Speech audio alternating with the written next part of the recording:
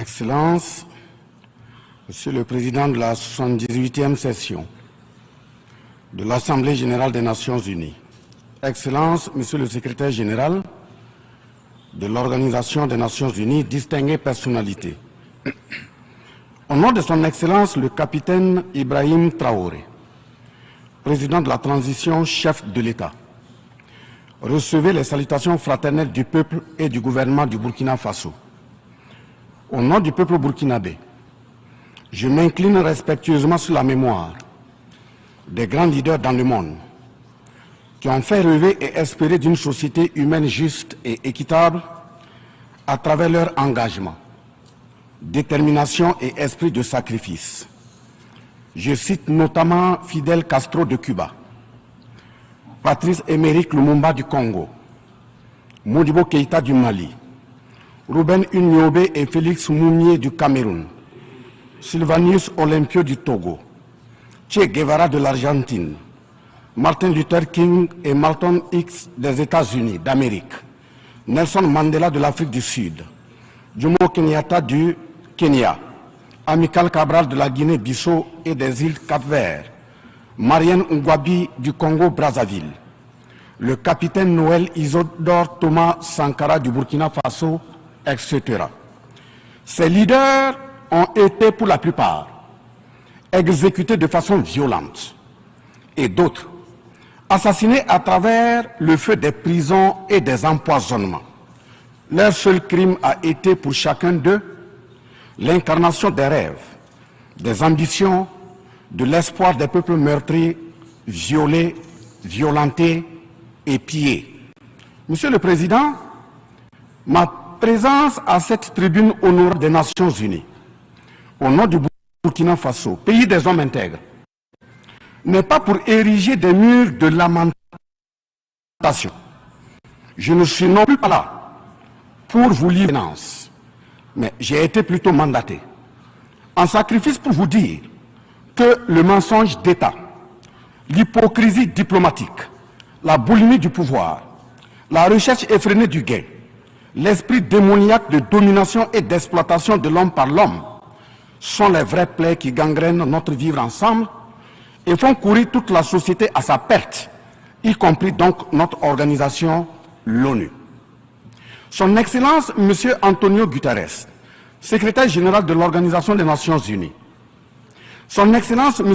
Joe Biden, président des États-Unis, Son Excellence, M. Denis Francis, représentant permanent de la Trinité et Tobago auprès des Nations Unies, élu président de la 78e session de l'Assemblée générale, Son Excellence, M. Luis Inácio Lula da Silva, président de la République fédérative du Brésil, permettez-moi de reprendre ici des parties de vos propos, discours respectifs prononcés à cette même tribune, à l'ouverture de cette 78e session. Primo, je cite, « Nous sommes dans un monde sans dessus-dessous.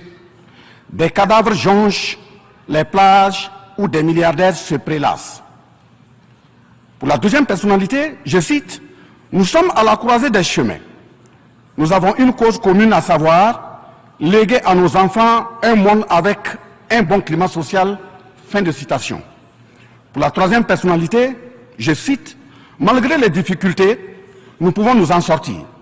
Ce ne sont pas les capacités qui manquent, mais la volonté politique. Sinon, nous pouvons apporter le progrès et la paix pour tous. » Fin de citation.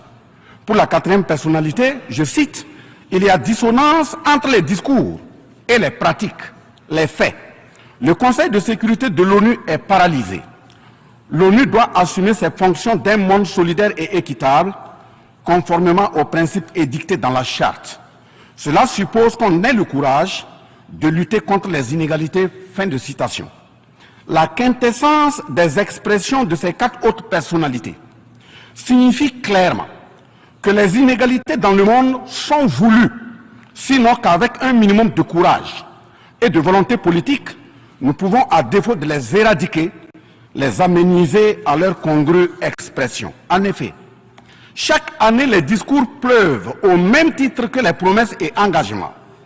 Les preuves de la dissonance entre les discours et les faits sur ces questions de principe contenues dans la charte de l'ONU dont la justice, l'égalité, la dignité, l'intégrité, le droit à l'autodétermination, la souveraineté des États, l'inviolabilité du territoire et le respect du droit international sont ce qui se passe en Libye, dans le Sahel, précisément sur le Niger, et sur la crise entre la Russie et l'Ukraine. D'abord, en Libye, suite à cette catastrophe diluvienne, des milliers de voix ont été fauchées, des milliers de vies donc ont été fauchées, pour badigeonner nos consciences de tranquillité transparente.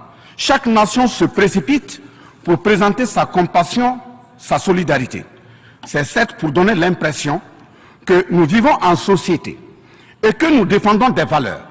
L'honnêteté intellectuelle le recommande et l'histoire des consciences nous reflète que nous devons présenter nos sincères excuses au peuple libyen pour avoir été, collectivement et individuellement, par passivité condamnable ou par complicité active et inacceptable, aux côtés des bourreaux qui ont été la première catastrophe anthropique en Libye. C'est cette catastrophe qui a mis la Libye à genoux en la saccageant et tuant son guide avant que les eaux de déluge ne viennent l'endeuiller davantage. Et malheureusement, à la tête de cette catastrophe humaine était l'ONU sous la résolution 1970. Et le silence coupable voit la complicité de la CEDEAO et de l'Union africaine. Cette macabre intervention, avec la France de Nicolas Sarkozy en tête, a liquidé le guide libyen, le colonel Muammar Kadhafi, le 20 octobre 2011.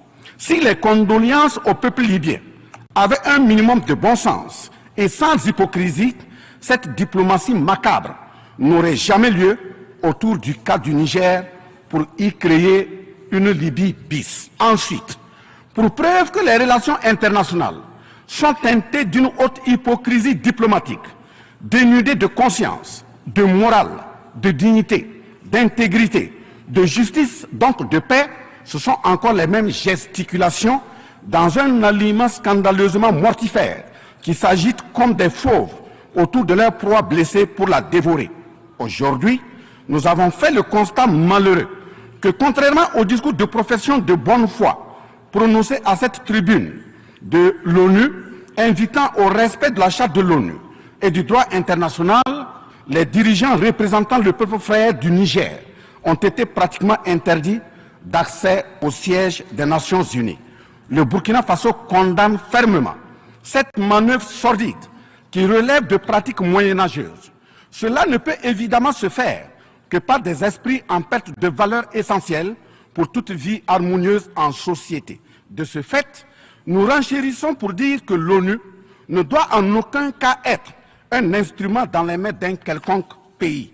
Les leaders panafricanistes qui se sont battus pour l'unité africaine, nos grands-parents qui sont tombés dignement sous les balles assassines des colons, les dignes fils africains qui se sont sacrifiés pour l'honneur sur le continent et qui ont lutté férocement contre la traite négrière et le néocolonialisme, ont eu leur sommeil de guerriers perturbé pour avoir entendu qu'une poignée d'enfants égarés de l'Afrique tiennent le Niger, telle une boule de coton, à l'envahisseur afin qu'il y mette le feu. Oui, cher continent africain, une poignée de tes enfants a décidé de t'humilier et de te vilipender à travers le mensonge éhonté d'État, en commençant par le Niger. Par conséquent, je lance un appel vibrant et solennel au peuple sénégalais, béninois, nigérien, ghanéen, tchadien, ivoirien, comorien, bissau-guinéen et tous les peuples d'Afrique à se mobiliser davantage dans la fraternité et la solidarité africaine afin d'éviter que les impérialistes mettent le feu au Niger, comme le cas de la Libye. Monsieur le Président, Monsieur le Secrétaire général, distingué personnalité, j'insiste à cette tribune de l'ONU et devant le monde entier que la CEDEAO, l'Union africaine et l'ONU doivent impérativement se muer en des organisations véritables des peuples en lieu et place de structures d'une minorité de chefs d'État. Elles ne doivent pas être utilisées et instrumentalisées pour déstabiliser des pays frères en assassinant leurs leaders. Ce n'est qu'à ce prix que la charte de l'ONU et le droit international auront un sens. Enfin, parlant de la charte de l'ONU et du droit international, un conflit entre la Russie et l'Ukraine est est entretenu et voulu par certaines puissances. Ainsi, plusieurs pays occidentaux, notamment les États-Unis et l'Union européenne, y ont déversé toute sorte de soutien, notamment militaire. Les populations civiles ukrainiennes, engagées comme volontaires, dont certains pilotent même des chars, sont félicités et traités de patriotes. Le Mali, le Niger et le Burkina Faso font face à une guerre qui leur a été imposée par l'impérialisme sous le couvert de terroristes de tout acabit, sémant terreur et désolation. Malgré l'existence de cette même charte des Nations Unies, avec ses principes d'égalité, de justice d'une part, et d'autre part, le même droit international invoqué. À cette tribune de l'ONU, il y a nettement un fossé abyssal dans le traitement des questions. En effet, prenant le cas du Burkina Faso, les populations civiles, face aux incursions barbares et meurtrières des terroristes, ont décidé de s'engager aux côtés des forces de défense et de sécurité. Ces populations ainsi engagées, formées et encadrées par les FDS, sont appelées des volontaires pour la défense de la patrie. Ainsi, au Burkina Faso, nous avons 58 000 VDP, dont 42 000 VDP communaux et 16 000 VDP nationaux qui combattent sur tous les fronts aux côtés des forces de défense et de sécurité formées, encadrées, orientées par elles. Celles-ci n'agissent que sur instruction et surveillance des FDS et conformément à des textes réglementaires en vue de protéger leur vie et leurs biens. Ce sont ces patriotes que certains chefs d'État de la CEDEAO et de l'Union africaine, sur instrumentalisation de puissances impérialistes capitalistes, tentent de faire croire à la communauté internationale que ce sont des milices. C'est cela le mensonge éhonté d'État. Monsieur le Président, si la communauté internationale était honnête et sincère dans son engagement contre le terrorisme, il ne perdurera point, de sorte à ce que des populations civiles s'engagent et se forment pour assurer leur propre défense.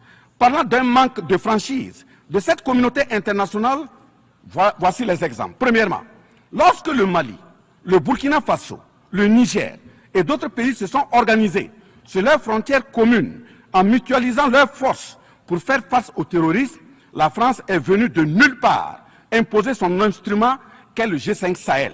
Aujourd'hui, la CEDEAO, qui a subitement une force d'intervention pour établir des démocraties, a annoncé un apport de 2 milliards de dollars US. Mais à la création de cette G5 Sahel, jusqu'à nos jours, à sa vaporisation, cette CEDEAO n'a pu débourser que 25 millions d'euros de dollars, 25 millions de dollars US. Où est donc le sérieux dans la défense des vies humaines prônée par la Déclaration universelle des droits de l'homme et des peuples? Deuxièmement, le Burkina Faso subit des sanctions cyniques suite au coup d'État du 30 septembre 2022. Cette nébuleuse dite communauté internationale, sous l'impulsion de la France qui est passée par ses valets locaux en Afrique, a tenté d'abord de faire nommer un Premier ministre au Burkina Faso en vain. Ensuite, ils sont passés à l'imposition de ministres dans des postes stratégiques au sein du gouvernement burkinabé en vain. Et enfin, ils ont négocié le maintien des relations afin que le capitaine Ibrahim Traoré mette en œuvre tout ce qu'ils décideront, condition sine qua non d'une durée à souhait au pouvoir. L'ayant aussi refusé, au nom de l'intérêt supérieur de son peuple, une avalanche de mesures répressives, de menaces, de tentatives de coup d'État, manœuvres immorales sont en élaboration dans des laboratoires criminels. Et malheureusement, toutes ces manœuvres et missions macabres sont pilotées en marionnettes téléguidées par des personnages de couloir présidentiel africains. C'est ainsi que même cette fameuse initiative d'Accra, sans le Mali, n'a pas fait long feu. Troisièmement, en plus des coupures d'aide, d'annulation de conventions de formation de nos forces de défense et de sécurité, nous assistons au blocage de notre matériel militaire, commandé avec la sueur de nos compatriotes, toujours sous l'impulsion de la France.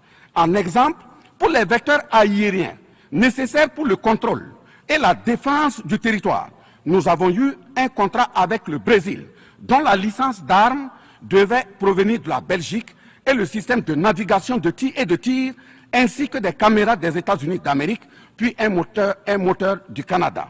Ces moyens sont aujourd'hui fallacieusement et cyniquement bloqués. Vous parlez de défense des droits humains à cette tribune de l'ONU. Je vous invite donc à nous livrer incessamment nos armes pour la défense et la protection de nos populations meurtries. En tout état de cause, vous êtes solennellement saisis. Et si rien n'est fait, l'histoire vous tiendra responsable de non-assistance à personne en danger.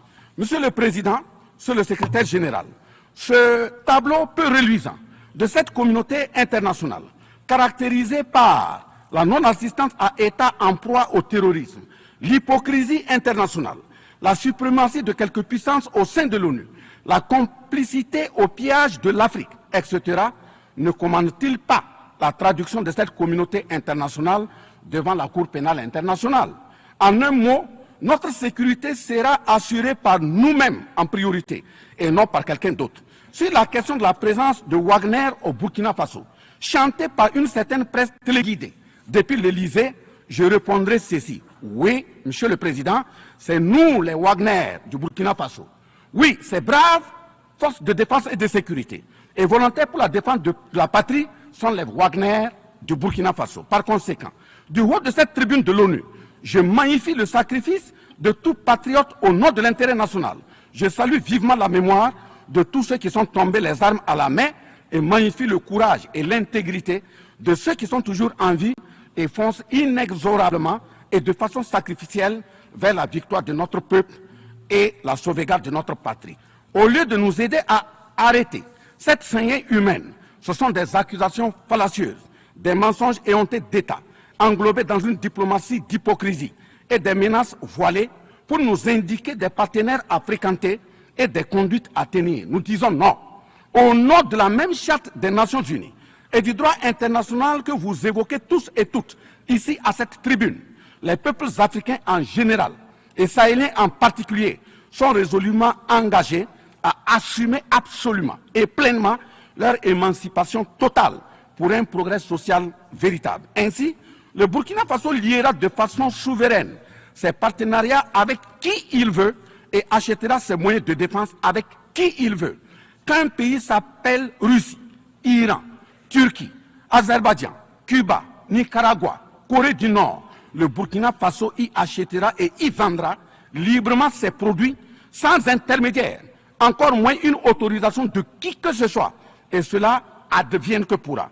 Monsieur le Président, Monsieur le Secrétaire général, parlant toujours d'hypocrisie et de mensonges d'État, dans cette question de lutte contre le terrorisme, en général et dans le Sahel en particulier, voici d'autres faits que vous n'ignorez certainement pas et j'en suis certain. Primo, dans le Sahel, nous avons près d'une dizaine de milliers de soldats d'armées étrangères, composés en majorité de soldats français, mais également des soldats américains, allemands, italiens, etc., avec des armes, des matériels volants et de surveillance les plus sophistiqués au monde.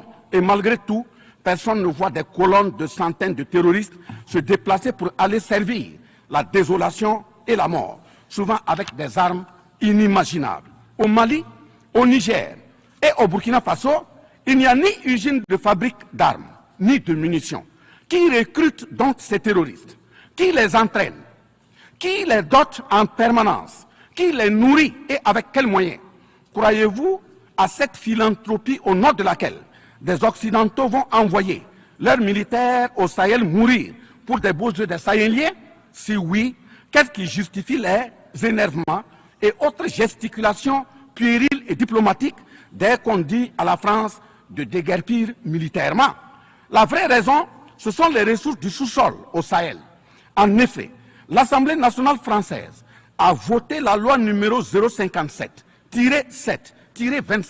du 10 janvier 1957, parue dans le journal officiel de la République française du 12 janvier 1957, portant création de l'Organisation commune des régions sahariennes, OCRS, qui regroupe des parties du Mali, du Burkina Faso, du Niger, de la Mauritanie, de l'Algérie, etc. Cette zone n'a jusque-là pas d'égal dans le monde en termes de richesse de sous-sol. À titre d'exemple, la nappe phréatique la plus importante va de la Mauritanie à la Somalie, en passant par le Mali, l'Algérie, la Libye, le Niger, etc. Le journal Le Monde du 23 juillet 1957 avançait le chiffre de 6 à 7 millions de tonnes de pétrole comme production potentielle annuelle du Sahara. En plus de ces ressources naturelles, nous avons l'uranium, l'or, le cobalt, le zinc, le diamant, le lithium, le cuivre, etc. Si vous, les Occidentaux, vous aimez tant les Sahéliens pour y amener vos militaires, mourir au nom de la démocratie, de la liberté, des droits humains et de la paix, pourquoi tout le continent africain, qui compte 1,3 milliard d'habitants, dont le deuxième continent le plus peuplé, avec 30 415 873 km² et 54 États, n'a aucun siège permanent au sein du Conseil de sécurité avec un droit de veto. N'est-ce pas là, au-delà d'un crime d'État, un crime onusien? Donc, acte aux mentions diplomatiques grossiers consistant à dire que ces puissances impérialistes viennent au Sahel pour défendre la démocratie et des droits humains. Parlant de droits humains, je vous rappelle que la première charte au monde sur cette question de droits humains de l'homme est bien celle de Kouroukan-Fougan de 1236 au Mandé actuel Mali. De ce fait que les moralisateurs expansionnistes gardent leur rhétorique de respect des droits humains à géométrie variable pour leurs terroristes qu'ils encadrent. Secondo, l'Afrique n'aime pas comparer les morts. C'est un manque d'éducation que de le faire. Par conséquent, je m'incline respectueusement sur la mémoire de toutes les nationalités ayant perdu la vie en Afrique en général et au Sahel en particulier. Ainsi, sur les sorties hasardeuses, condescendantes et malheureuses du président de la République française Emmanuel Macron, et qui frise souvent le ridicule, tout en se glorifiant d'une hypothétique condescendance sur les peuples africains, je m'impose le devoir de lui faire un petit cours d'histoire sur sa propre histoire. Voilà pourquoi les salles de classe sont faites pour que les enfants apprennent les cours et grandissent bien, que de s'adonner à autre chose, au risque de se perdre à jamais. Mais pour commencer, je précise qu'aucun peuple africain ne s'est opposé au peuple français. Il n'y a pas donc de sentiment anti-français en Afrique. Il n'y en aura jamais du fait de notre légendaire hospitalité et amour du prochain. Il y a que les peuples africains refusent la condescendance, l'arrogance, l'insolence, la suffisance, le paternalisme, le pillage de ses ressources et le crime organisé. En effet, pour votre mémoire, M. Emmanuel Macron, d'abord, je rappelle l'appel à travers la BBC en Angleterre le 14 juin 1940, lancé par votre propre grand-père, le général de Gaulle, à l'endroit de l'Afrique pour venir sauver la France des griffes des nazis. Comme rappel, nous avons 17 000 Maliens morts pendant les 2 guerres mondiales, d'une dette de sang que la France semble avoir occultée. S'ils le veulent, qu'ils aillent dans le livre, confère livre de Bakary Kania, professeur agrégé de l'université Sorbonne. J'ajoute dans ce même document, à la page 344, au tableau 21, les vétérans soudanais des 2 guerres. Il en résume un total du Burkina Faso, du Mali et du Niger à 82 208 combattants qui sont tombés. Et au niveau de l'Afrique occidentale française, il y a eu 154 519 combattants mobilisés, qui se confèrent donc aux sources Henri Léger, rapport de fin de mission en AOF Dakar, le 13 juin 1950, archives du Sénégal, code 4 D 68, acte parenthèse 89, voire annexe 5. Ensuite, le 17 novembre 1986, François Mitterrand, président français d'alors, en réponse au capitaine Thomas Sankara, disait ceci, je cite, « L'Afrique a été pillée. J'ai parlé de matières premières. J'aurais dû parler des hommes. Pendant des siècles, on vous a exploité humainement. On a volé vos hommes, vos femmes, vos enfants. On s'est servi de vous. Je comprends votre refus, votre révolte, et j'approuve votre combat. Vous avez raison de refuser d'être un continent sacrifié. Le moment est venu où vous devez vous-même développer vos économies à partir de ces biens et de ces hommes. Et le devoir de ces pays qui ont profité abusivement du travail africain, c'est de restituer à l'Afrique une part de ce qui a été pris au travers des siècles derniers. Fin de citation. Effectivement, l'Afrique a toujours été vachement pillée, mais elle reste riche en hommes, en valeur et en richesse minière. Pour preuve, parlant de ses ressources minières, l'Afrique, c'est 30% des ressources minérales mondiales, 40% des réserves d'or, 33% des réserves de diamants, 80% des réserves de coltan, 60% des réserves de cobalt, 55% des réserves en uranium, etc. C'est pour la défense ferme de cette Afrique que la jeunesse africaine est plus que jamais debout. Monsieur Macron, avez-vous encore besoin d'un peu d'histoire pour vous remémorer? Enfin, bien avant cette sortie regrettable et donc malheureuse du président français Emmanuel Macron, il s'était attaqué, comme tant d'autres de ses compatriotes politiciens, à la maternité africaine. Et là aussi, je tiens à lui rappeler que l'Allemagne compte 80 millions d'habitants environ sur une superficie de 347 000 km² face au Congo, qui a 95 millions d'habitants sur une superficie de 2 345 000 km². Deuxièmement, la Belgique compte 11 millions d'habitants sur une superficie de 30 000 km² face au Gabon, qui a 2,5 millions d'habitants sur une superficie de 267 000 km². Troisièmement, la France compte 68 millions d'habitants sur 672 329 km² face à la Namibie, qui compte 2,5 millions d'habitants sur une superficie de 825 000 km². C'est fort de tout ce qui précède que, justement, Aimé Césaire, paix à son âme, disait, je cite, « L'Afrique est le seul continent au monde où les populations chantent et dansent et applaudissent pour ceux qui les appauvrissent, les affament et les torturent. Le malheur de l'Afrique, c'est d'avoir rencontré la France. » Fin de citation. Certes que l'Occident a violenté, volé et violé l'Afrique. Quelle est notre part de responsabilité en tant que dirigeants africains? N'est-ce pas nous, dirigeants africains, qui prêtons le flanc pour qu'on nous piétine? En effet, nous avons abandonné notre identité pour ne rien être. Nos noms ont disparu pour faire place à d'autres noms importés et qui ne collent pas à nos réalités. Il nous faut reconquérir notre culture. Nous avons singé en copiant l'Occident, en monogamie. Voilà qu'aujourd'hui, on veut nous faire croire que des contre-valeurs, des attitudes contre la nature relèvent du ressort de la liberté. Il ne sera pas question d'homosexualité en Afrique. Je le répète, il ne sera pas question d'homosexualité chez nous.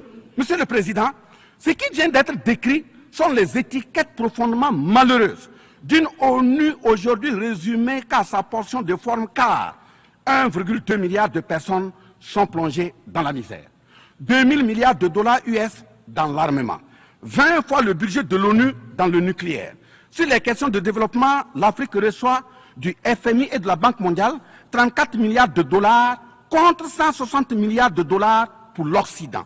La paralysie du Conseil de sécurité de l'ONU, la paralysie de l'Organisation mondiale du commerce, la montée des tensions suite au repositionnement géostratégique.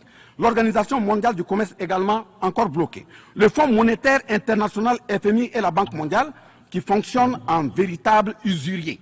L'Organisation mondiale de la santé qui est de plus en plus dominée par les firmes pharmaceutiques de rente, donnant ainsi une priorité commerciale que sociale aux vaccins tels que le vaccin contre la Covid-19. L'ONU qui devient de plus en plus l'ombre d'elle-même de par les tentatives de sa prise en otage par un conglomérat de puissances internationales impérialistes, brouillant ainsi la clarté et le sérieux dans ses prises de position, etc.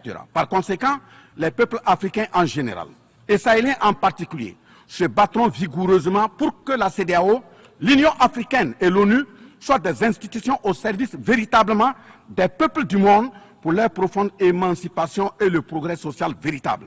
Parce que ce sont les manquements de ces organisations, leur manque de sincérité, leurs décisions clientélistes et à géométrie variable, la couverture des tripatouillages constitutionnels avec leur lot de crimes, la promotion de la mauvaise gouvernance, le pillage, la désorganisation sociale et la corruption qui conduisent immanquablement au coup d'État, qui ne sont donc que des conséquences. Traitons donc les causes et les conséquences disparaîtront d'elles-mêmes. Mais si nous continuons avec ce jeu de l'Autriche, à la diplomatie d'hypocrisie, aux mensonges éhontés d'État, aux crimes organisés, au tripatouillage constitutionnel et à la fabrication de l'armée à la tête de nos États africains, même l'ONU risque de ne pas échapper à un coup d'État. À bon entendeur, salut. Dans ce sens,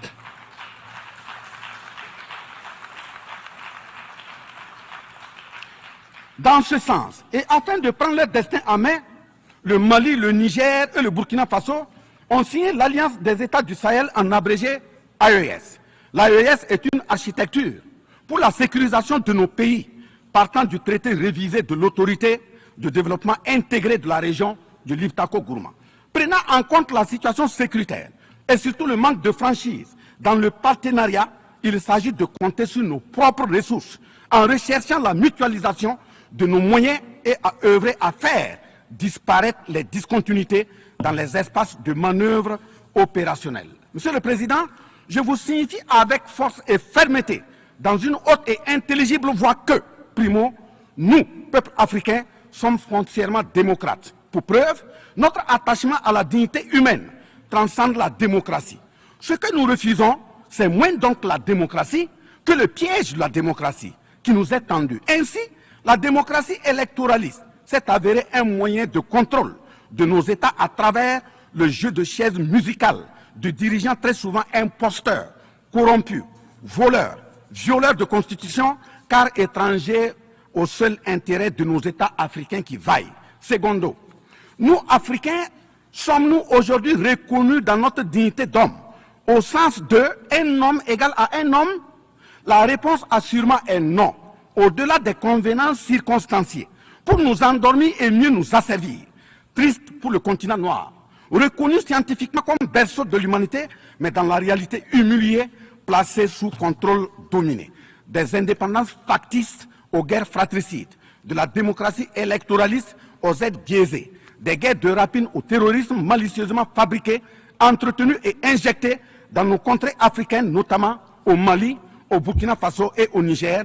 Il y a une seule constante: nous dominer, maintenir le pied sur notre cou, tel le cas de notre malheureux frère George Floyd aux États-Unis, ici même. Est-ce cela la démocratie? Et il se trouve des partisans de cette conception étriquée de la liberté pour justifier intellectuellement l'asservissement et la barbarie contre nos peuples en lutte pour leur dignité et leur souveraineté au nom d'un principe paradoxal de liberté qui, in fine, assassine la liberté. Oh liberté, quel crime n'a-t-on pas commis en ton nom? C'est pourquoi nous décidons désormais de dire non. Non à tous ces amis qui veulent du bien au point de nous menacer de guerre pour imposer leur amitié. Nous adapterons notre démocratie tant brandie et chantée par des loups dans des pots de bélier afin de sécréter par nous-mêmes le leadership politique adéquat pour nos peuples en vue de leur bonheur. Oui, l'émancipation totale et le progrès social véritable pour nos peuples constituent la finalité de toute action, qu'elle soit politique, économique, socio-culturelle et ou sécuritaire. Troisièmement, les peuples africains en général, et ceux sahéliens en particulier, ont découvert des chaînes d'aliénation économique, sécuritaire, socio-culturelle matérialisées en accord secret avec la France et sont engagés à les casser pour leur émancipation véritable. Ce sont entre autres, premièrement, la dette coloniale. Nous n'allons pas fermer les yeux et la payer tout en laissant nos populations mourir de faim et de soif et voire de maladie. Deuxièmement, la question de la monnaie dont le franc CFA, appelé franc des colonies françaises d'Afrique, n'est pas une priorité africaine. Au plan juridique, la propriété est le droit de jouir et disposer des choses de la manière la plus absolue.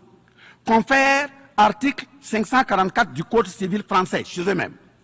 Un brevet est donc détenu par la France sur le franc CFA. Elle est par conséquent propriétaire du franc CFA et elle la loue aux États francophones africains. Ce qui est marrant en plus est que le biais produit par la France pour l'Afrique de l'Ouest diffère de ceux de l'Afrique centrale en valeur monétaire sous la même appellation franc CFA. Le seul document reconnaissant le franc CFA est le décret numéro 45-0136 du 26 décembre 1945, dont les signataires furent Charles de Gaulle, président du gouvernement provisoire, René Pleven, ministre des Finances, et Jacques Soustel, ministre des Colonies. Quatrièmement, la priorité aux intérêts aux entreprises françaises dans les marchés publics et appels d'offres publics, c'est terminé. Cinquièmement, le droit exclusif de fournir des équipements militaires et de former les officiers militaires des colonies, là également c'est terminé, etc. Quatrièmement, personne n'applaudit un coup d'État. Mais si nous ignorons que ces coups d'État sont souvent des conséquences de la mauvaise gouvernance, et des tripatouillages constitutionnels pour s'offrir des mandats supplémentaires. Il y en aura toujours. Donc, ayons la lucidité de combattre les vraies causes en restant exigeants sur le respect des règles démocratiques et de la bonne gouvernance. Cinquièmement, les peuples africains ne sont pas opposés au peuple français, mais c'est plutôt la politique française, pleine de condescendance, qui est rejetée. En effet, la France, en refusant le rapatriement de son ambassadeur récusé au Niger, est une violation du droit international, notamment l'article 9 alinéa 1 et 2 de la Convention de Vienne sur les relations diplomatiques de 1961. En décidant de l'interdiction des artistes du Burkina Faso, du Mali et du Niger en France, c'est une méconnaissance très grave de la portée culturelle en tant que moteur d'équilibre familial, communautaire, voire national. L'artiste est un médecin du psychique, même à distance. En déclarant qu'ils ne veulent pas de chômeurs, de migrants, de voleurs, etc. en France, nous en Afrique en général, et au Sahel en particulier, ce sont les producteurs de chômeurs et de voleurs via le pillage cynique de nos ressources que nous ne voulons pas.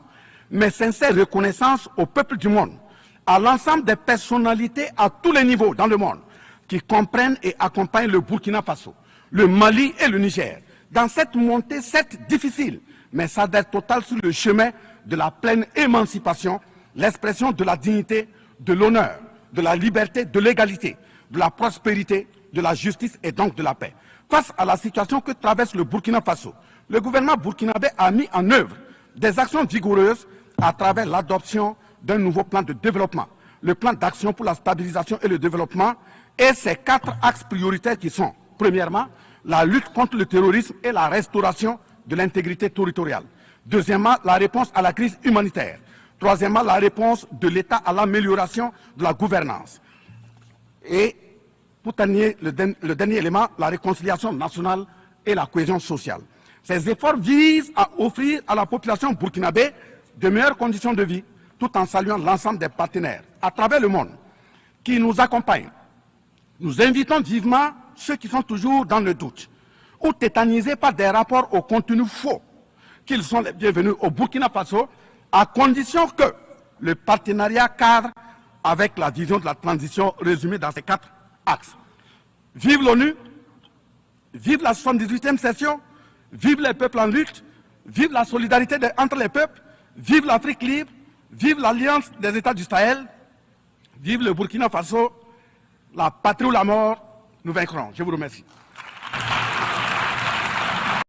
I thank the Minister of State, Minister of Civil Service. Je remercie le